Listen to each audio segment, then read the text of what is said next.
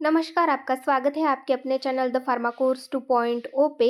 तो आज की इस वीडियो में हम देखने वाले हैं फार्माकोलॉजी के इम्पॉर्टेंट एमसीक्यूज़ के बारे में। ये हमारा पार्ट 2 है। हमने फार्माकोलॉजी के एमसीक्यूज़ देखे जो कि एग्जिट एग्जामिनेशन के पॉइंट ऑफ व्यू से बहुत ही ज़्यादा इम्पॉर्टेंट है। उसका एक पार्ट हमने पहले ही देख लिया है। अगर आपने वो नहीं देखा होगा तो आप हमारे चैनल पर जाकर देख सकते हैं। तो आइए स्टार्ट करते हैं फार्माकोलॉजी के इम्पॉर्टेंट एमसीक्यूज़।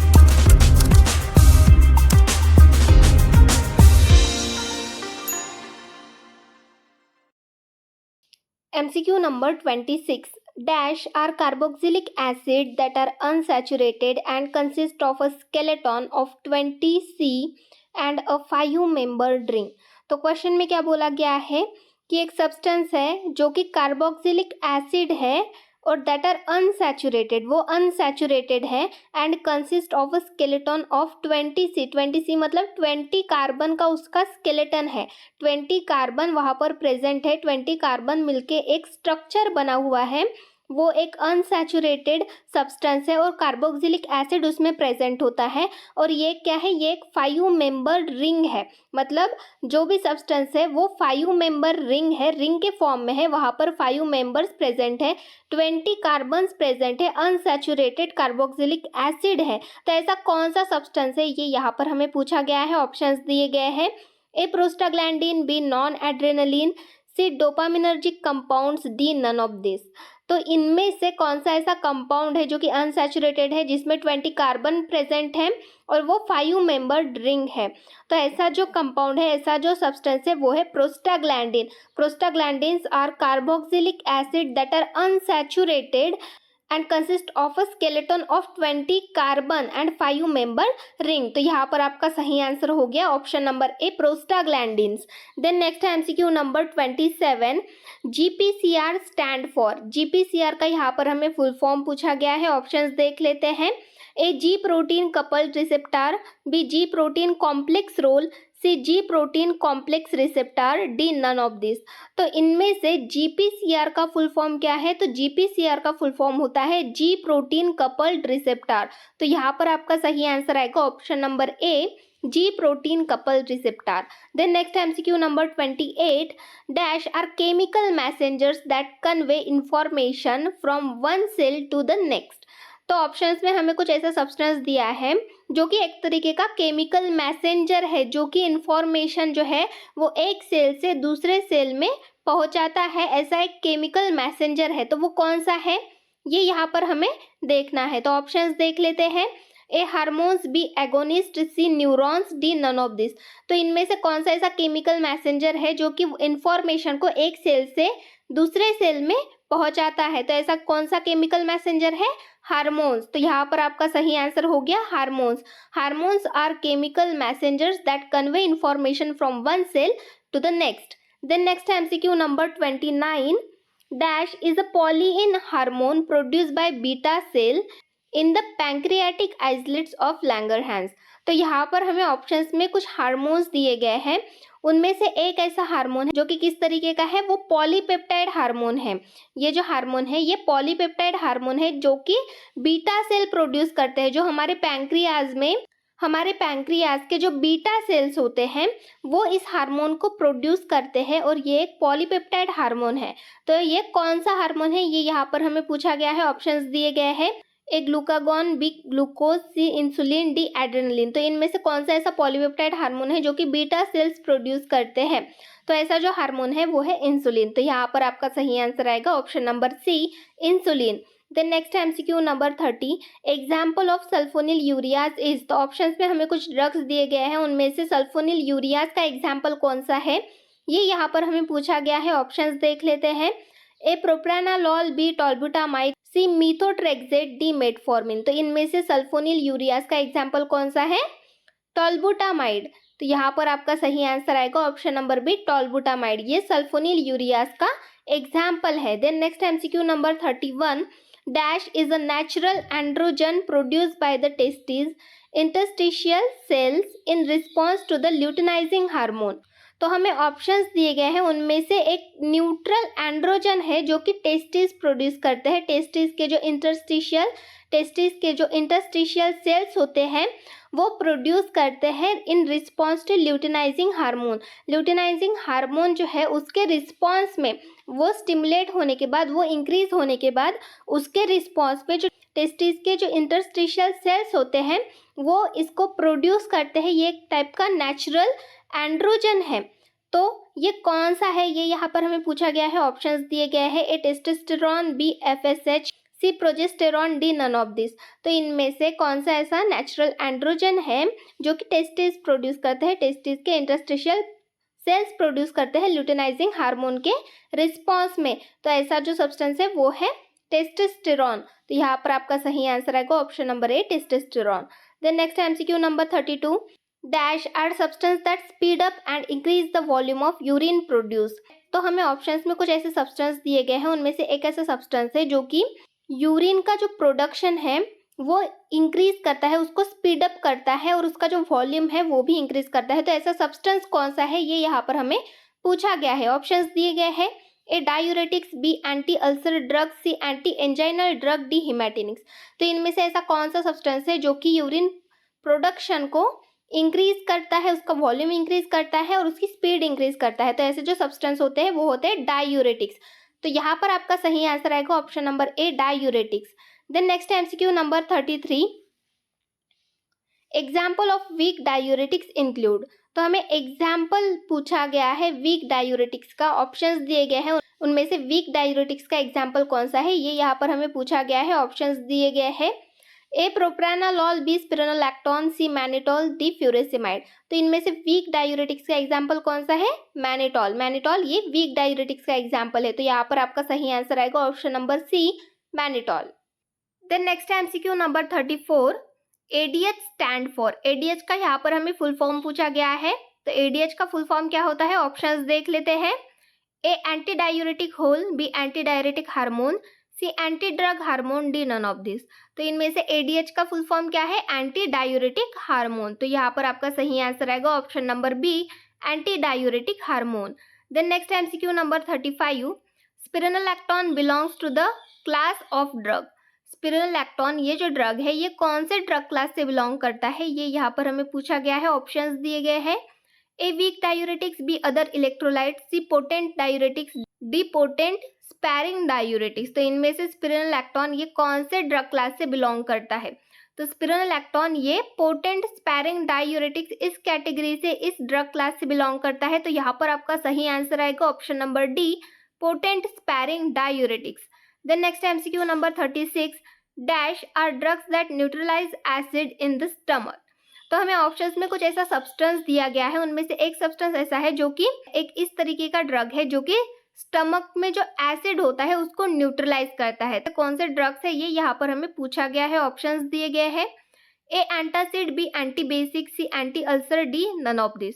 तो इनमें से कौन सा ऐसा ड्रग्स है जो कि हमारे स्टमक एसिड को न्यूट्रलाइज करता है। तो ऐसे जो ड्रग्स होते हैं उनको हम बोलते हैं एंटासिड। तो यहाँ पर आपका सही आंसर आएगा option number A, antacid. Then next MCQ number 37, GERD stand for. GERD का यहाँ पर हमें फुल फॉर्म पूछा गया है। तो गर्ड का फुल फॉर्म क्या होगा, ऑप्शंस देख लेते हैं, A gastric oesophageal reflux drug, B gastric oesophageal reflux disorder, C gastric oesophageal role disease, D gas oesophageal reflux disease. तो इनमें से गर्ड का फुल फॉर्म क्या होता है, गर्ड का फुल फॉर्म होता है गैस्ट्रिक ईसोफेजियल रिफ्लक्स डिसऑर्डर। तो यहाँ पर आपका सही आंसर है option number B, gastric oesophageal reflux disorder. Then next MCQ number 38, purgatives are also referred to as. Purgatives को और क्या कहा जाता है, ऑप्शंस दिए गए हैं, A aperitives, B bowel agents, C constipation, D none of this. तो इनमें से पर्गेटिव्स को और क्या कहा जाता है, तो पर्गेटिव्स को एपेरिटाइव्स भी कहा जाता है। तो यहाँ पर आपका सही आंसर आएगा option number A, aperitives. Then next MCQ number 39, dash is defined as the frequent passage of liquid faeces with और विदाउट ब्लड और म्यूकस। तो ऑप्शंस में हमें कुछ डिसीज कंडीशंस दिए गए हैं, उनकी डेफिनेशन यहाँ पर हमें दी गई है कि is defined as the frequent passage of liquid faeces with और विदाउट ब्लड और म्यूकस। तो ये एक ऐसी प्रोसेस है जिसको हम डिफाइन करते हैं किस तरीके से, कि ये एक तरीके का फ्रीक्वेंट पैसेज होता है of liquid faeces. Liquid faeces का एक पैसेज होता है विथ और विदाउट ब्लड और म्यूकस, जिसमें ब्लड या फिर म्यूकस प्रेजेंट रहता है या फिर नहीं भी प्रेजेंट रहता है। तो इस प्रोसेस को हम क्या बोलते हैं, ये यहाँ पर हमें पूछा गया है, ऑप्शंस दिए गए हैं। ए डिसेंट्री, बी नॉजिया, सी डायरिया, डी वॉमिटिंग। क्वेश्चन में देखिए लिक्विड फीसेस बोल रहा है, तो लिक्विड फीसेस मतलब क्या हो गया, डायरिया। तो यहाँ पर आपका सही आंसर आएगा option number C, diarrhoea. Then next MCQ number 40, the term anorectal means. Anorectal मतलब क्या होता है, एनोरेक्टल इस टर्म का मीनिंग क्या है, ये यहाँ पर हमें पूछा गया है। ऑप्शंस दिए गए हैं, ए एनस, बी इंटेस्टाइन, सी स्टमक, डी गैस्ट्रिक। तो इनमें से एनोरेक्टल इस टर्म का मीनिंग क्या होता है, एनस। तो यहाँ पर आपका सही आंसर आएगा option number A, anus. Then next MCQ number 41, dash is a pyroxysmal dyspnea and wheeze described as a result of increase in respiratory resistance in narrower bronchus। तो क्वेश्चन में क्या बोला गया है कि ये एक ऐसी प्रोसेस है जो कि एक तरीके के पायरोक्साइमल डिस्पोनिया है एंड व्हीज, जिसको हम डिस्क्राइब करते हैं as a result of increase in respiratory resistance and narrower bronchus. तो हमारे जो ब्रोंकस होते हैं, हमारे जो ब्रोंकाई होता है वो नैरो हो जाते हैं, हमारा रेस्पिरेटरी रेजिस्टेंस जो है वो इंक्रीज हो जाता है, जिसकी वजह से ये कंडीशन होती है। तो इस कंडीशन को हम क्या बोलते हैं, इसे क्या कहा जाता है, ऑप्शंस दिए गए हैं। A bronchial asthma, B glaucoma, C loss of appetite, D respiratory loss. तो इनमें से इस कंडीशन को हम क्या कहते हैं, ब्रोंकियल अस्थमा। तो यहाँ पर आपका सही आंसर आएगा option number A, bronchial asthma. Then next MCQ number 42, in dash acute attack is severe, persistent and does not respond to adrenaline and aminophylline. It associated with respiratory insufficiency or failure। तो options में हमें कुछ conditions दी गई है, उनमें से ये एक एक्यूट अटैक है जो कि सीवियर हो सकता है, परसिस्टेंस हो सकता है, and does not response to adrenaline and aminophylline. और ये जो कंडीशन है ये एड्रेनलिन और अमीनोफाइलिन जैसे ड्रग्स को कोई रिस्पॉन्स नहीं देता, मतलब एड्रेनलिन और अमीनोफाइलिन जैसे हम ड्रग ले भी रहे हैं तो उसका कोई रिस्पॉन्स हमारे ऊपर नहीं दिखेगा। It associated with respiratory insufficiency और फेल्यूर। तो ये किससे एसोसिएटेड होता है, रेस्पिरेटरी इनसफिशियंसी से या फिर फेल्यूर से। तो ऐसी कंडीशन कौन सी है, ऑप्शंस दिए गए हैं। A episodic form, B chronic form, C static asthmaticus, D none of this.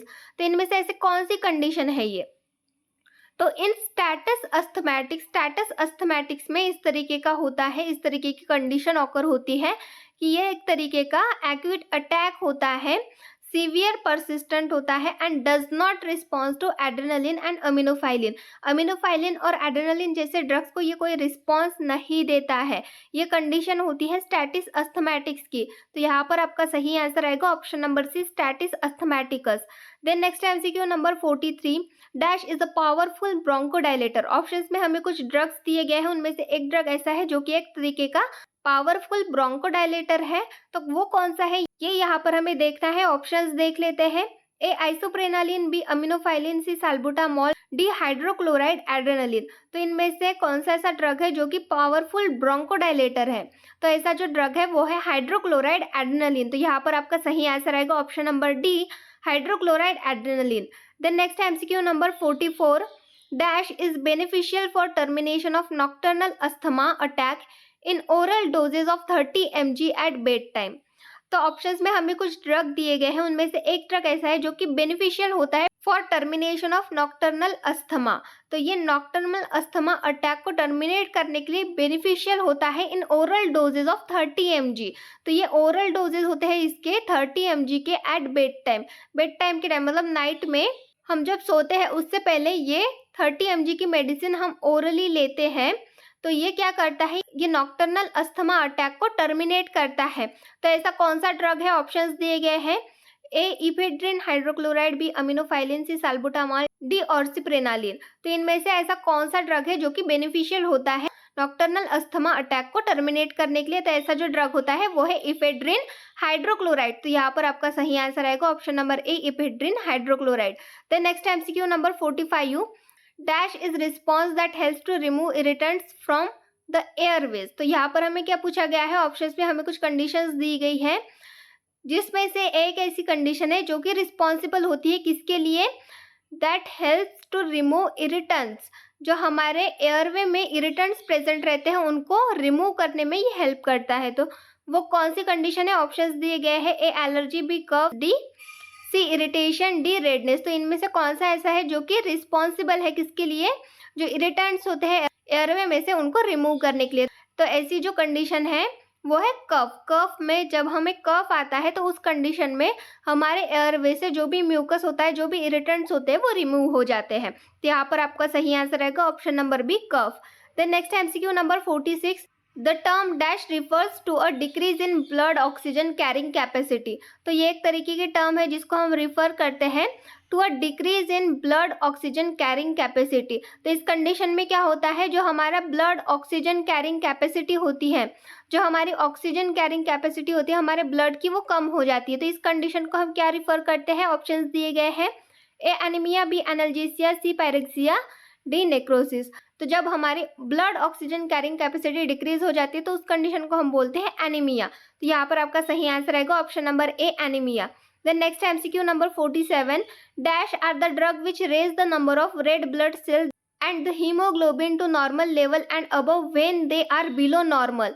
तो यहाँ पर हमें ऑप्शंस में कुछ ड्रग्स दिए गए हैं जो कि क्या करते हैं, रेड ब्लड सेल का जो नंबर होता है उसको इंक्रीज करते हैं, and the haemoglobin to normal level, जो हमारा हीमोग्लोबिन होता है उसको नॉर्मल लेवल में लाते हैं, and above when they are below normal, और अगर वो नॉर्मल से कम है तो उनको बढ़ाते भी है और एक नॉर्मल लेवल में लाते हैं। तो ऐसे कौन से ड्रग है ये यहाँ पर हमें पूछा गया है। ऑप्शंस दिए गए हैं, ए analgesic, B anti anginal, C हिमैटिनिक, D anti tuberculosis.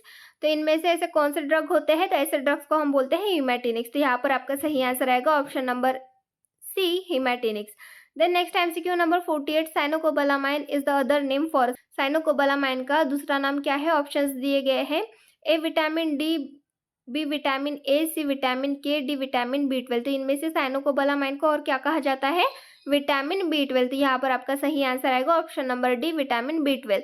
Then next MCQ number 49, dash medicine are used to prevent intravascular coagulation from spreading and to reduce the risk of embolism. तो हमें ऑप्शंस में कुछ medicine दिए गए हैं, वो medicine usually use किए जाते हैं टू प्रिवेंट इंट्रावेस्कुलर कोआगुलेशन। हमारे वेसल्स में जो कोआगुलेशन होता है उसको प्रिवेंट करने के लिए ये मेडिसिन यूज किए जाते हैं to reduce the risk of embolism, और साथ में एम्बोलिज्म का जो रिस्क है उसको रिड्यूस करने के लिए भी ये मेडिसिन यूज करते हैं। तो ऐसी मेडिसिन को हम क्या बोलते हैं? ऑप्शंस दिए गए हैं, A anti coagulant, B anti ulcer, C anti arrhythmic, D anti Parkinson. तो ऐसी जो मेडिसिन होती है उनको हम बोलते हैं एंटी कोआगुलेंट। तो यहाँ पर आपका सही आंसर आएगा option number A, anti coagulant. Then next MCQ number 50, hepatic dysfunction means. Hepatic dysfunction मतलब क्या होता है? ऑप्शंस दिए गए हैं, A liver dysfunction, B lung dysfunction, C kidney dysfunction, D tracheal dysfunction. Hepatic मतलब लीवर से रिलेटेड, मतलब हिपैटिक डिसफंक्शन मतलब लीवर डिसफंक्शन होता है। तो यहाँ पर आपका सही आंसर आएगा option number A, liver dysfunction. तो इस तरीके से ये कुछ एमसीक्यूज हो गए फार्माकोलॉजी के। ऐसे ही और एमसीक्यूज के लिए हमारे चैनल से जुड़े रहिए। Thank you.